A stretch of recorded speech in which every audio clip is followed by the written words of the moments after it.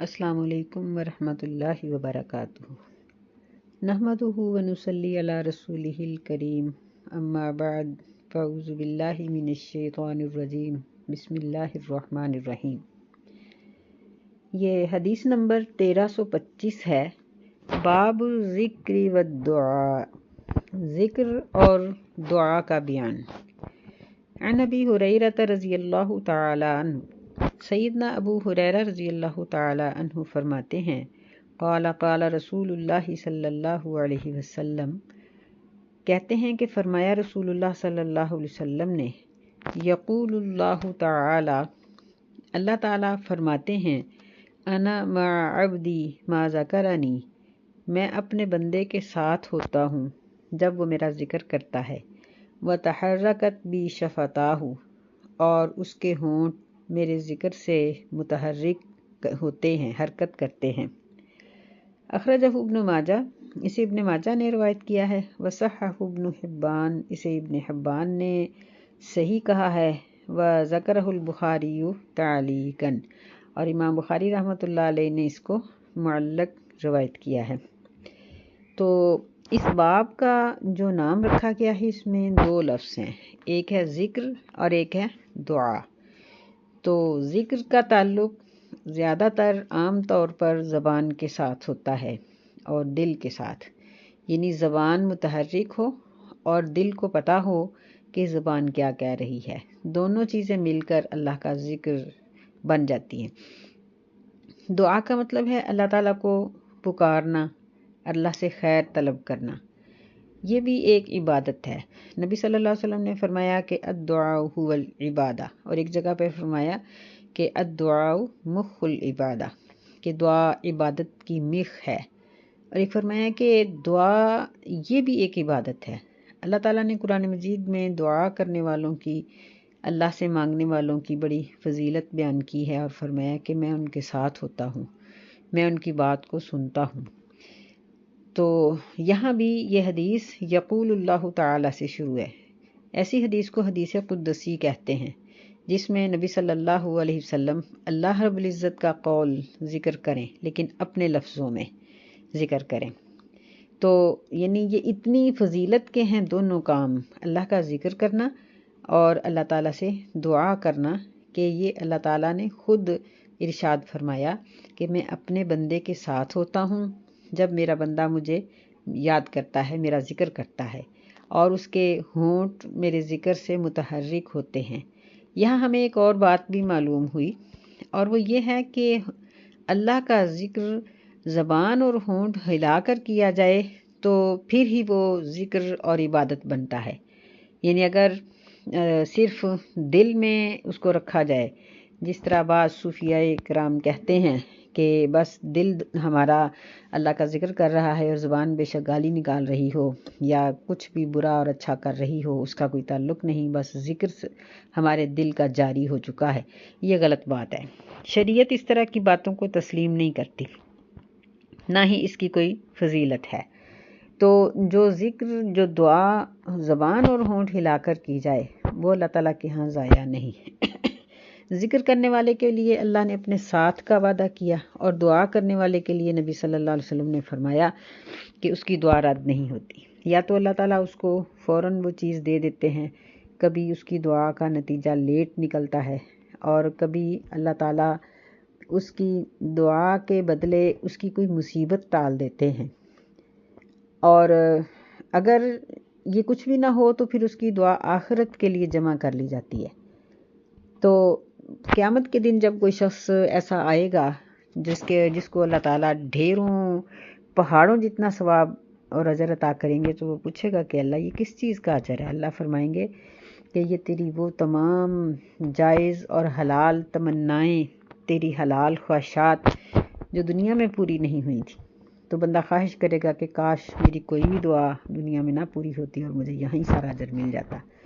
جب نبی صلی اللہ علیہ وسلم نے دعا کی فضیلت ذکر کی تو صحابہ نے کہا کہ پھر تو ہم بہت کثرت سے دعا کریں گے۔ آپ نے فرمایا کہ ٹھیک ہے، اللہ تعالیٰ کے پاس بہت ہے دینے کے لیے، اللہ دیتے ہوئے نہیں تھکتا۔ تو یعنی یہ بڑی فضیلت اس کی بیان کی گئی، اور دعا کرنے کا طریقہ یہی ہے کہ جب بھی بندہ خاص طور پر ہاتھ اٹھا کر دعا کرے، ایک تو یہ ہے نا چلتے پھرتے دعا کرنا، اس میں بھی کوئی حرج کی بات نہیں ہے. ہم چلتے پھرتے کہہ دیتے ہیں کہ یا اللہ فلاں کو شفا دے دے، مجھے شفا دے دے، یا اللہ میری پریشانی دور کر دے، تو ٹھیک ہے، اس میں کچھ بھی حرج نہیں ہے. لیکن ایک بندہ اگر خاص طور پر دعا کرنے کے لیے بیٹھے تو پہلے اللہ تعالیٰ کی ثنا، اس کی تحمید و تمجید، یعنی ایسی دعائیں جس میں اللہ تعالیٰ کی بہت سی فضائل اور اللہ تعالیٰ کی اس میں حمد و ثنا ذکر کی گئی ہو، ان کو پڑھے. پھر اس کے بعد درود شریف پڑھے، نبی علیہ السلام پر درود بھیجے، پھر اس کے بعد وہ دعا کرے. اور جو دعا قرآن مجید کے الفاظ سے ہوگی وہ سب سے افضل، جو نبی صلی اللہ علیہ وسلم کی حدیث کے الفاظ سے دعا کی جائے گی وہ بھی بہت افضل ہے. اور پھر ہم اپنی زبان میں بھی دعا کر سکتے ہیں. اور یعنی بعض اوقات دعا کے کلمات کسی دوسرے کے بولے ہوئے ہوتے ہیں، ہم ان کو بھی دہرا سکتے ہیں. تو ہر طریقے سے یعنی دعا ہو سکتی ہے، صرف یہ ہے کہ دعا جائز اور حلال چیز کی کرنی چاہیے، اپنے حق کی کرنی چاہیے، اور کسی کی حق تلفی یا قطع تعلق کی دعا نہیں ہونی چاہیے. تو ذکر اس کا تعلق انسان کے سارے جسم کے ساتھ ہے. جس طرح یعنی زبان سے ذکر کرنا یہ ہے کہ کوئی بھی کلمات ادا کیے جائیں، اور جب اس کے ساتھ دل بھی شامل ہوگا تو پھر وہ ایک عبادت بن جائے گی. اگر وہ ذکر صرف دل میں ہے، زبان پر نہیں، تو وہ بھی فائدہ مند نہیں. اور اگر ایک لفظ یا اللہ تعالیٰ کی تعریف صرف زبان پر ہے اور دل غافل ہے تو وہ بھی پورا فائدہ نہیں دیتا. بہتر یہ ہے کہ جو زبان بول رہی ہو وہ دل کو بھی معلوم ہو کہ میری زبان کیا کہہ رہی ہے. ایسے ہی پھر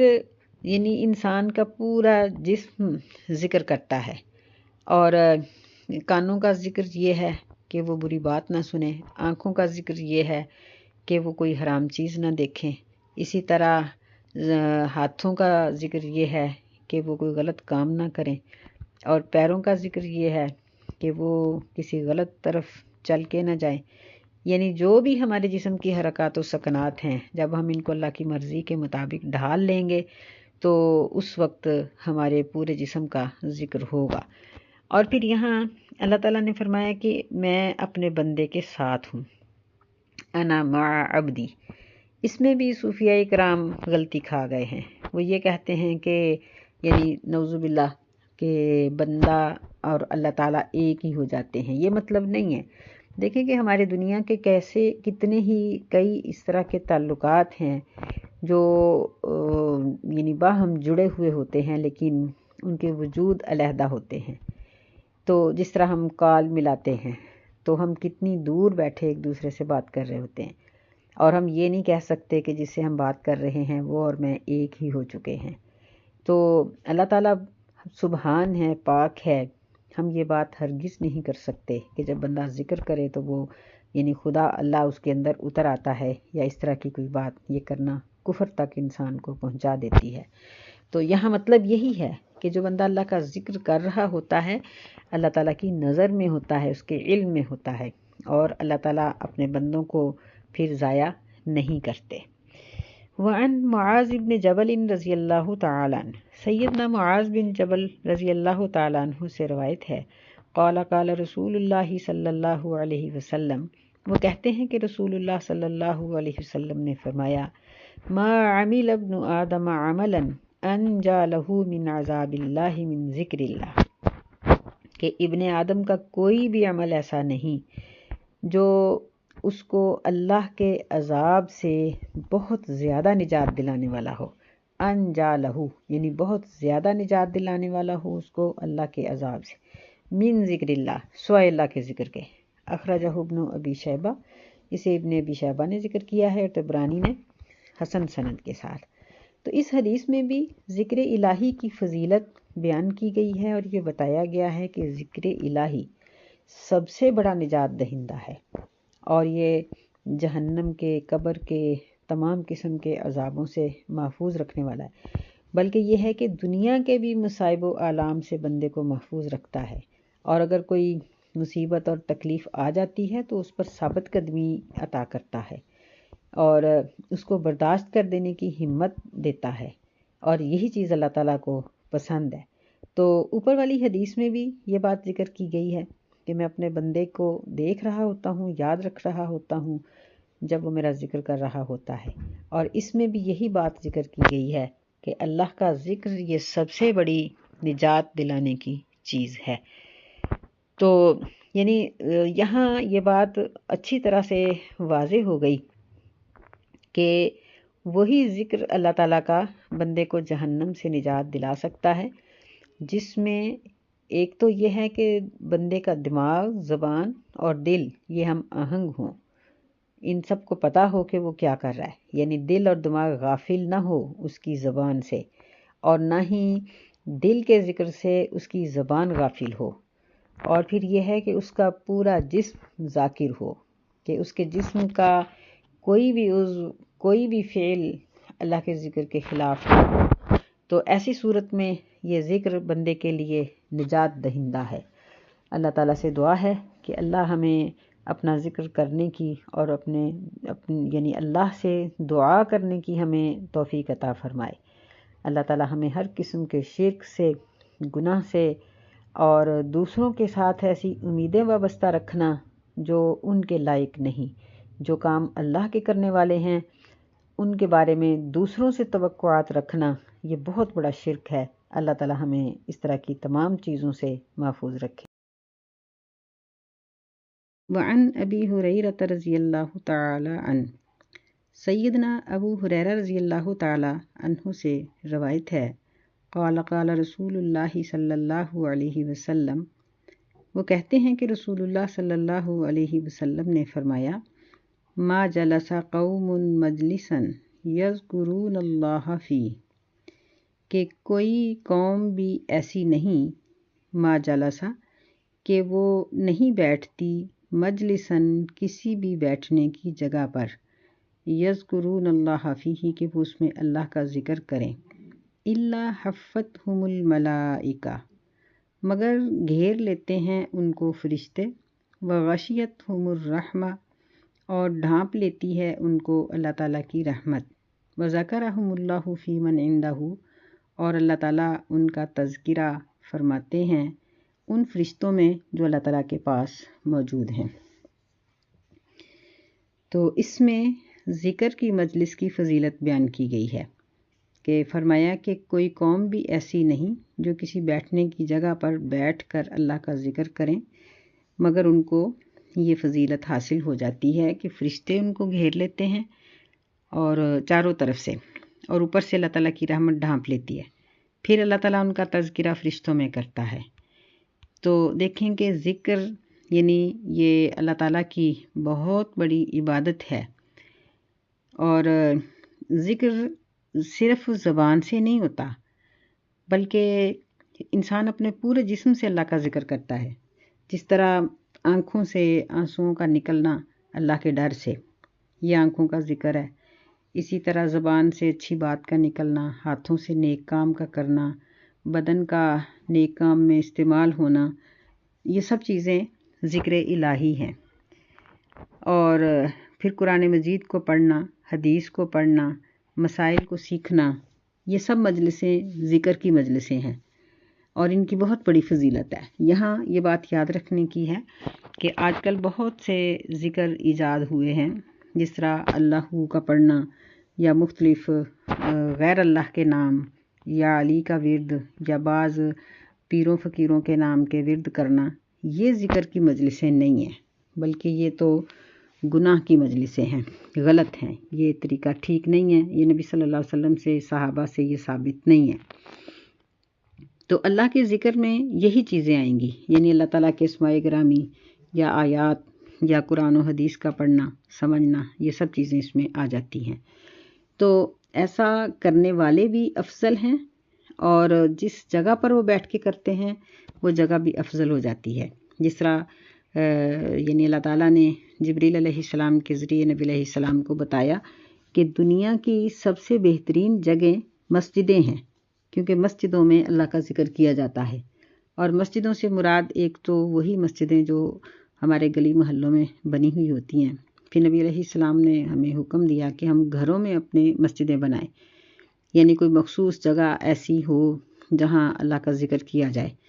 تو وہ یا جس طرح جس جگہ پر مصلی بچھایا جاتا ہے، مصلی بھی ایک طرح سے مسجد ہوتی ہے کہ وہاں ہم اللہ تعالیٰ کو سجدہ کرتے ہیں۔ تو یعنی جس طرح عام جگہوں سے مسجدوں کی فضیلت ہے، اسی طرح عام جگہ سے گھر کے ہر کونے گوشے سے بہتر ہمارا جائے نماز ہے کہ جہاں ہم بیٹھ کر اللہ تعالیٰ کا ذکر کرتے ہیں، نماز پڑھتے ہیں۔ اگر ہم وہاں بیٹھ کر قرآن پڑھیں، تسبیحات کریں، نبی علیہ السلام نے اس کی بڑی فضیلت بیان فرمائی ہے اور فرمایا کہ جب تک انسان اپنے جائے نماز پر بیٹھا رہتا ہے، باوضو رہتا ہے، قطع رحمی کی دعا نہیں کرتا، کسی پر ظلم اور زیادتی کی دعا نہیں کرتا، اس وقت تک فرشتے مقرر رہتے ہیں جو اس کے لیے اللہ تعالیٰ سے رحم کا مطالبہ کرتے رہتے ہیں اور اس کی بخشش کی دعا کرتے رہتے ہیں۔ اتنی بڑی فضیلت اور کہاں سے مل سکتی ہے؟ دیکھیں کہ دعا کروانا یہ ہمارا اتنا پسندیدہ فعل ہے کہ ہمیں اگر پتہ چل جائے کہ فلاں شخص کی دعا قبول ہوتی ہے یا ہم کسی کو دیکھیں، بلکہ ہمارا یہ ایک تقیہ کلام بن چکا ہے کہ ہم ہر کسی کو کہتے ہیں کہ دعا کرنا، حالانکہ ہر کسی کو نہیں کہنا چاہیے، جو اس قابل ہو اسی کو کہنا چاہیے۔ تو ہم بعض اوقات یہ بھی نہیں دیکھتے کوئی بے نماز ہے سامنے یا کون ہے، ہم کہتے ہیں کہ بس دعا کرنا،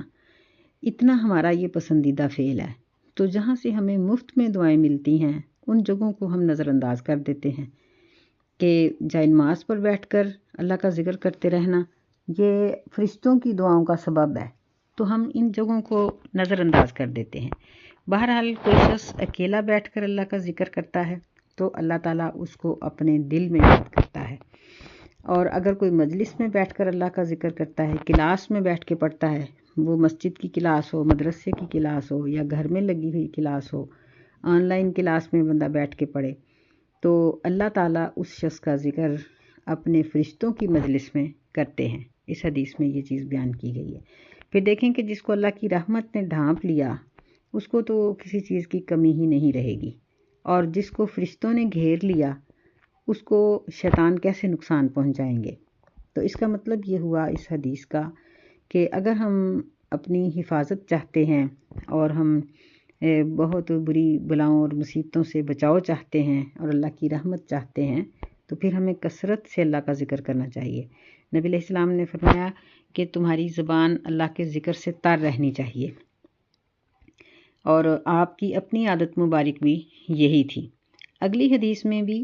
اسی قسم کی ذکر کی ایک قسم بیان کی جا رہی ہے۔ وعنہ رضی اللہ تعالیٰ عنہ قال قال رسول اللہ صلی اللہ علیہ وسلم، سیدنا ابو ہریرہ رضی اللہ تعالیٰ عنہ بیان کرتے ہیں کہ رسول اللہ صلی اللہ علیہ وسلم نے فرمایا، ما قعد قوم مقعدا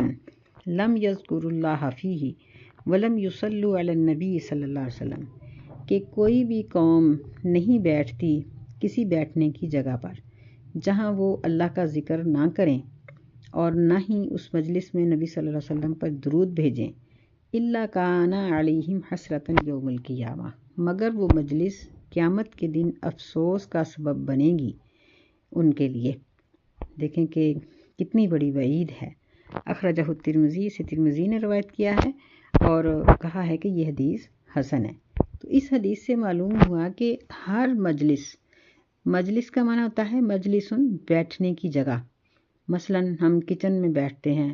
یا ہم گھر کی کسی کرسی پہ، صوفے پہ، بیڈ پہ بیٹھتے ہیں تھوڑی دیر کے لیے یا زیادہ دیر کے لیے، تو ہمیں چاہیے کہ ہم اپنی ہر مجلس میں اللہ کا ذکر کریں یا نبی علیہ السلام پہ درود بھیجیں۔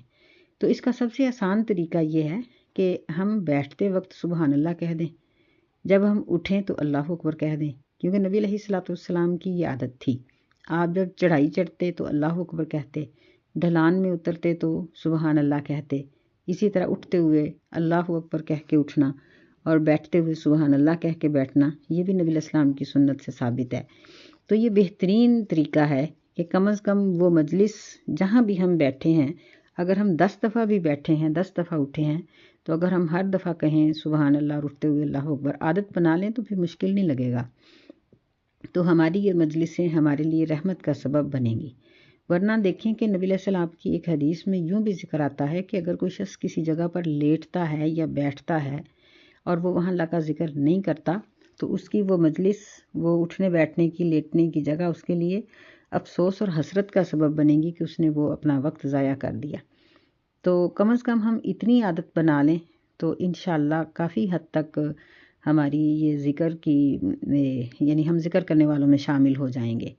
کہ بیٹھتے ہوئے سبحان اللہ، لیٹتے ہوئے بھی سبحان اللہ، یا ہم رات کو جس طرح لیٹتے ہیں یا دن کے وقت لیٹتے ہیں تو اللہ کا ذکر کر لیا جائے۔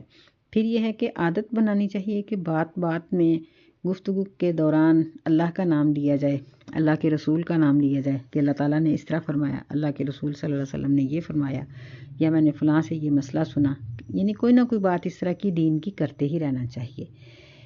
درود کے معاملے میں آج کل کچھ ایسے مصنوعی درود نکل آئے ہیں جن کا شریعت کے ساتھ کوئی تعلق نہیں ہے، جس طرح یعنی بہت سے نام ہیں اس کے، ان درودوں کے۔ تو سب سے بہترین درود ابراہیمی ہے۔ ویسے یہ ہے کہ درود کے تقریباً 30-40 روایات ہیں جس میں مختلف الفاظ ہیں، اور لیکن یہ جو درود تاج یا تنجینہ اور اس قسم کے درود جو بنائے گئے ہیں، درود ماہی، پھر ان کی بڑی لمبی چوڑی فضیلت، یہ سب چیزیں ان کا شریعت کے ساتھ کوئی تعلق نہیں ہے۔ سب سے بہترین درود ابراہیمی ہے، اور اس کی اتنی فضیلت ہے کہ نبی علیہ السلام نے فرمایا کہ جو شخص درود شریف کثرت سے پڑھتا ہے، اللہ اس کے غم دور کر دیتے ہیں، اس کی پریشانیوں کو دور کر دیتے ہیں، اور اللہ تعالیٰ اس کی ضروریات کو پورا کر دیتے ہیں۔ یعنی یوں ہی نبی علیہ السلام نے کلی طور پر کہہ دیا کہ اس کے لیے یعنی اس کو سب کچھ ہی درود پڑھنے سے مل جائے گا۔ تو اس لیے ہمیں چاہیے کہ ہم استغفر اللہ کے الفاظ، درود شریف، یا اللہ تعالیٰ کی کبریائی، اس کی ثنا، اس کی تحمید و تمجید، کچھ نہ کچھ ہم پڑھتے ہی رہیں۔ اللہ تعالیٰ ہمیں توفیق خیر دے کہ ہمارا وہ کہتے ہیں نا، ہاتھ کار ولے دل یار ولے، کہ بندے کے ہاتھ کام کر رہے ہوں اور دل کی دوستی، تعلق اللہ تعالیٰ کے ساتھ جڑا ہوا ہو، کہ ہم جہاں جہاں ہم پاکیزہ کام گھر کے کرتے ہیں ان کاموں میں ہم مسلسل ذکر کر سکتے ہیں۔ البتہ واش روم، لیٹرین کے جو کام ہیں یا نہانے کے سلسلے میں ان وقتوں میں ہم نے کوئی ذکر نہیں کرنا، باقی تمام اوقات میں ہم ذکر کر سکتے ہیں۔ اللہ تعالیٰ ہمیں توفیق خیر عطا فرمائے، آمین۔ السلام علیکم ورحمۃ اللہ وبرکاتہ۔